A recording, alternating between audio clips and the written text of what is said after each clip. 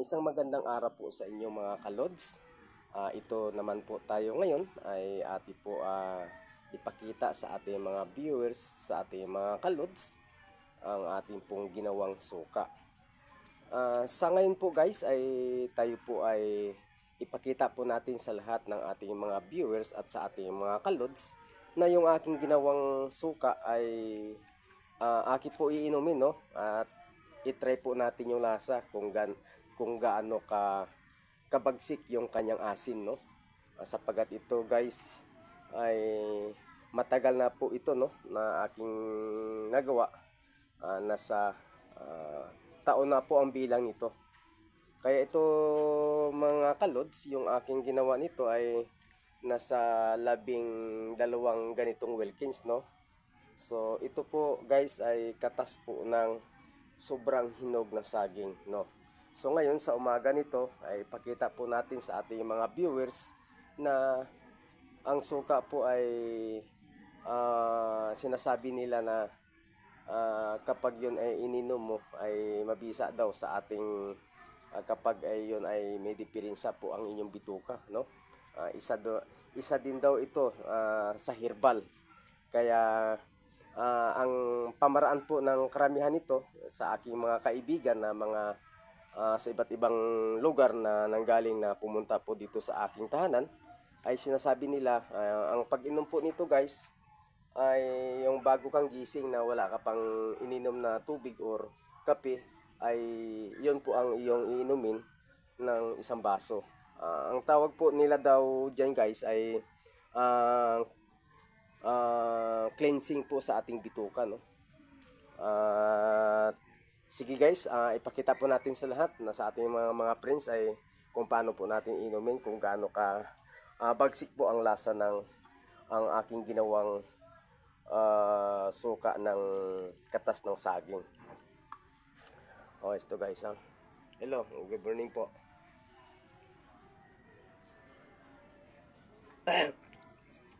Grabe ka. So, ang lasa nito guys, may konting yamis pero talagang iba ang kanyang bagsik, no?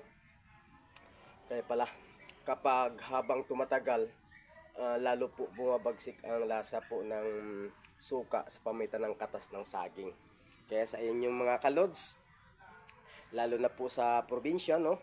Marami po kayong saging dyan na sobrang hinog, ay gagawa po kayo ng suka. At least kapag inyong ginawa at mayroon kayo nito ay talagang pure na suka at walang po siyang halo na chemicals katulad nito.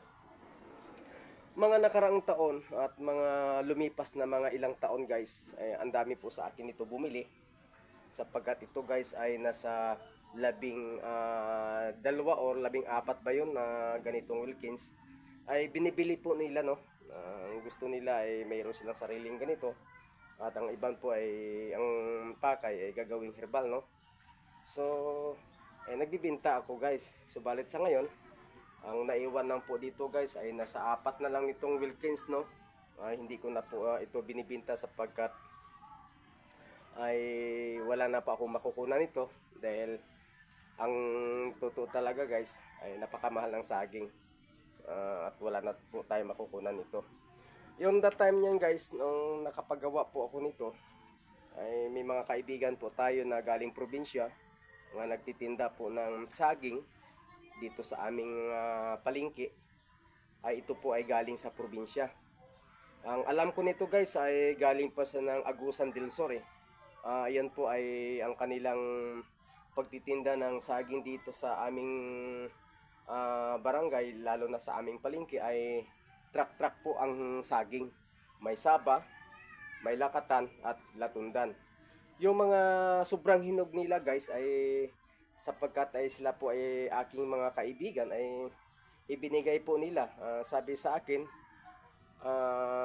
Kanoy, itry mo na gumawa ka ng suka at masarap po ito kapag ginawa mo suka. Sapagkat ako naman guys ay wala namang kaalaman nito sapagkat tayo ay may mga kaibigan nagbigay sila ng tips sa akin kung paano gumawa ng suka. Kaya ang inyong kalods ay ginawa ko. At ito na guys, Kaya ako ay nagpapasalamat sa aking mga kaibigan na tinuruan nila ako kung paano gumawa ng suka sa pamagitan po ng katas ng saging. Kaya ito ngayong mga kalods ay mayroon din po tayong mga kamag-anak na pumunta po dito sa aking bahay. Tinuruan ko din sila, kapag kayo po umuwi sa probinsya, marami kayong saging, at kung may mga hinog na sobrang ng hinog na hindi nyo na makain, pwede nyo po guys ilagay doon sa urukan o sa timba at tatabunan nyo, at sa loob ng 40 days or 50 days ay kukusa po siyang kakatas, at yun po ang katas noon guys ay inyo lang din na sasandukin uli at ilalagay po sa Wilkins. Subalit habang ginagawa nyo yan guys, huwag nyo masyadong higpitan, dahil ito guys parang tuba siya, no, yung tuba ng nyug, yung nasa probinsya. Kumukulo siya, or makikita mo yung buhay na buhay yung tubig, yung katas ng saging na para siyang umaakyat. Kaya hindi mo siyang pwedeng ilak maigi ang takip, dahil ito po guys ay sasabog. Ito guys ay ginawa ko na to, na hinigpit ko po ito, dahil ito po guys ay hindi na tulad ng mga 2 months, 3 months or 4 months na siya po ay malakas po ang kanyang silakbo, no. Ito na guys, wala na.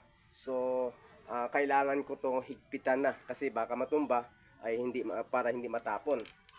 Kaya ito guys, mahigpit niyo nang ho ito kung ito ay taon na ang bilang. Subalit na sa mga 2 months, 3 months or 6 months ay wag nyo pong higpitan, lagi nyo pong bubuksan. Para siyang soft drinks guys, kapag mahigpit siya, no, mga 2 days, maramdaman nyo sumisingaw po, sumisirit siya. So ang pagbukas nito, dandahan lang po, huwag nyong biglain, dahil parang puputok siya. Ganun po guys ang paggawa ng suka.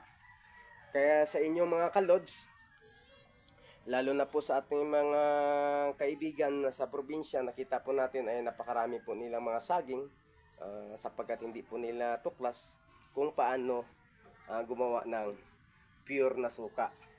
Kaya ito kalods, ito yung aking ginagamit sa aking sarili, sa aming loob ng tahanan, sa pagluluto. Subalit guys ay mayroon namang mga suka na hindi man natin, kasi ang lasa tulad guys na kikilaw po tayo ng isda or ano mga bagay. Iban kasi naman yung suka na sa palengke na binibinta na chemical, so bumabili din tayo nun. Pero sa mga personal po na mga gamit, ay ito na po yung aking ginagamit.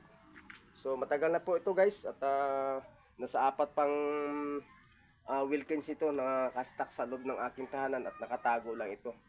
Sapagkat ito guys ay hindi naman yan, kahit habang tumatagal ay hindi naman po siya na kumukupas, no, lalo pang siya lumilinaw yung bagsik ng kaniyang lasa, no. Kaya mga guys, ang suka ng katas ng saging, ng saba, latundan or lakatan, basta parts ng saging yung hinog. Kaya sa inyo mga kalods, maraming salamat po sa inyo. Please like, comment lang po sa ating video, at ito po ay makakatulong po sa ating mga pagkukontent at sa aming mga content creator.